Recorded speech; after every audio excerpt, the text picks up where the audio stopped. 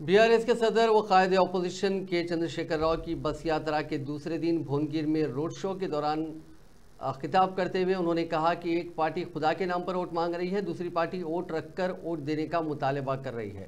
BRS party ने बेहतरीन यादाद्री मंदिर तामीर की, लेकिन किसी भी दिन यादाद्री मंदिर के नाम पर वोट नहीं मांगा। हम में और उनमें फ़र्क यह है कि बीआरएस को बीजेपी की बी टीम कहा जा रहा है। भुवनगिर में बीजेपी और कांग्रेस में इत्तेहाद का उन्होंने इल्ज़ाम लगाया। दूसरे दिन भी अवाम ने केसीआर का वालिहाना इस्तकबाल किया।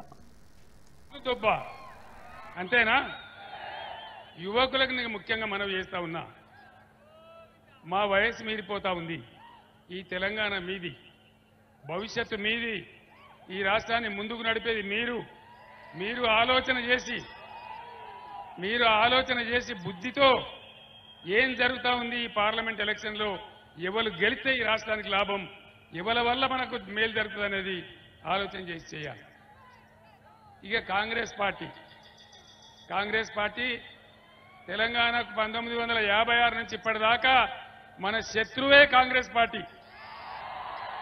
ఉన్న తెలంగాణను ఊడగొట్టి ముంచిందే కాంగ్రెస్ పార్టీ. 58 ఏళ్లు గోసపడ్డం.